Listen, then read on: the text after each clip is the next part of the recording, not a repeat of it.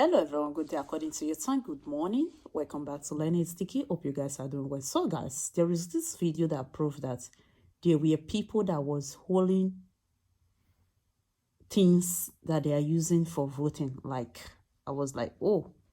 So they cash all these kind of people, say that they hold beaver. Beaver, they cash them with it in Abuja for one house like that. Now the video now one given us so. And at the end of the day, they still go ahead to the announce the giver say see the winner of this vote. If the investigation is still going on, like the investigation where they say they go on for that man with them cash with 500,000 no me naira dollar. These things are still going on. Why the rush at this point of time? Maybe because the whole world don't tell them say make them talk within they need to talk. I beg, Muna see this video. Muna see this video where I want give una so. Muna listen carefully. Una go understand say something where be say don't happen for Nigeria. Now a very strong one. And this question will come be to us. Then swear for Nigeria. Una wey be so una know better. They swear for Nigeria. The money where they take go they do health care for London, they don't fit use them to take care of things for Nigeria. Why is Nigeria destined to be ruled by this kind of people? So after you have might listen to this video, you will understand my questions. Well, as Nigerians contend with the numerous challenges in Saturday's elections, including the issues associated with the bimodal voter accreditation system, that's the BVAS, Arise News can confirm that the Nigerian police has arrested members of a syndicate suspected to be involved in the BVAS manipulation. Now, this follows a sting operation on a premises suspected to be the operational center of the syndicate at Ganges Street in Highbrow, Maitama district, right here in Abuja. Well, the Nigerian police is currently investigating the illegal possession and suspected manipulation of the BVAS. One of those being interrogated is the vice president of a company, Emperor Technologies.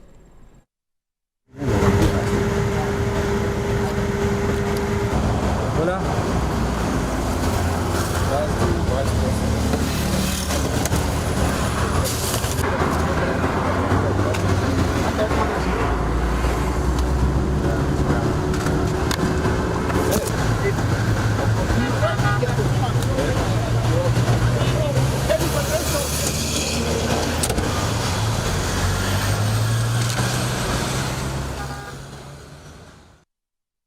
Now, so 3 days on, and vote counting in Nigeria's presidential and National Assembly election continues, but it is a process that has become mired in deepening controversy.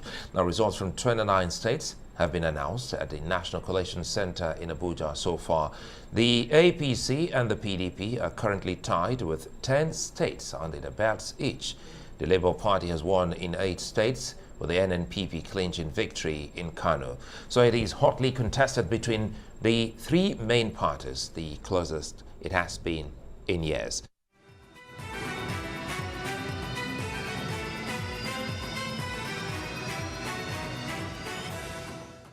To get the constitutional 25% requirement in the FCT, and so cannot win the election.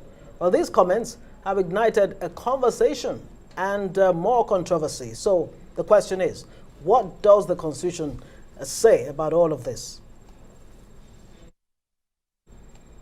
All right, joining us now, Rise analyst Ebon Udom will be expecting Dr. Sam Amadi, who is a lawyer. He'll be helping us break down the legalese as far as all of this is concerned. Ubong, so good to have you on this special. First off, your reaction to what we just saw there, this syndicate. I think there's more to it. I think this is just there has to be a lot more, and so I don't jump to conclusions. I try to follow the facts. So as the facts come out, we'll get to know. But it's interesting that right after all the complaints about the BVAS system, that we now find that there's a compound right here in Abuja where they have these BVAS machines. And but I suspect there's a lot more to this. Do you think this justifies those who are calling for the outright cancellation of the election? I don't know. I don't know that this does. However, it's interesting that this discovery is made as these complaints are being ratcheted up. Well, again, this has to do with some technology, because one of the syndicates arrested is seemed to be a tech expert. But again, by and large, recall we had this conversation, and you did say Nigerians shouldn't be so much in a hurry to ask INEC to get the results out. But let's talk more a little bit about the activity of the police in this case. Perhaps citizens can also volunteer more information to the police to help unravel if there are more, as you say. Well, normally the way police operate, someone tipped them off on this. And there's always a reason why someone does what they do. So, you know, being a journalist, everyone has their agenda. And, you know, if someone tips up the police, it might be that they want to flesh this story out.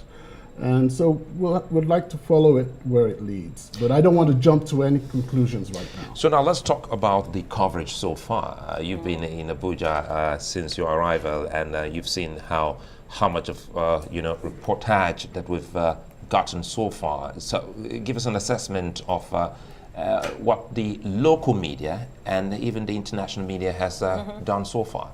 Well, local media, let's start with international media, because that's what I'm part of. And today, what they wanted to know was the significance of the Obi win in Lagos. What does it mean?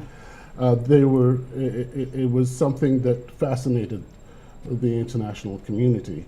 And the other thing that is fascinating them now is what's happening with the FCT, and the fact that the FCT might be in play because of the provision that requires the states, I believe it's 25% in 3/4 of the states, plus the federal capital territory. Yeah. And none of the major parties got 25% in the federal capital territory. So what does that mean? And that's probably what I'll be explaining tomorrow when I get there.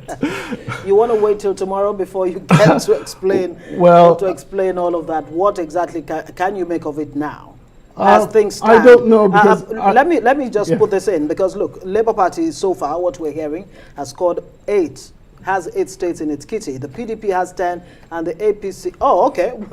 Being told that it's 7 actually, but you know the figures are fluid. So yeah, and PDP has 10, APC 10. That might change, anytime soon. But when you see the PDP in alignment with the Labour Party and maybe a few others who are insisting that look, this thing has been rigged. It's not acceptable. What do you make of it? You know, because some are saying, with the figures we're seeing, where you have incumbents actually losing, their seats, their aspiration for the Senate. There should be some credibility to those numbers, because we've had upsets of the people in power. Right. And very powerful people as well. Ex-governors. Oh no, they're still governors. Sitting governors. Sitting governors. So sitting governors, 3 sitting governors have lost their attempts to go to the Senate. So that's not something that normally happens in Nigeria, because sitting governors in Nigeria are very powerful.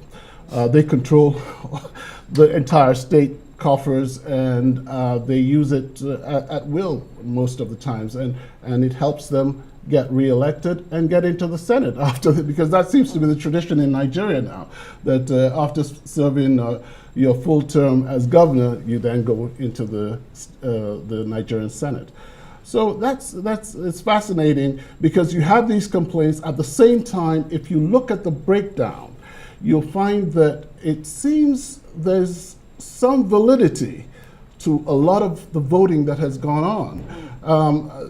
Peter Obi has won in the southeast. He's also won in the North Central. He's won in the West.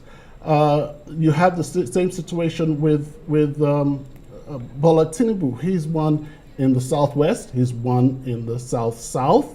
He's won in the Northwest. He's won in the Northeast. So it's quite interesting how it's panning out. But what will happen in the long run is there will have to be some type of coalition deal to run the National Assembly. That's the way it's looking.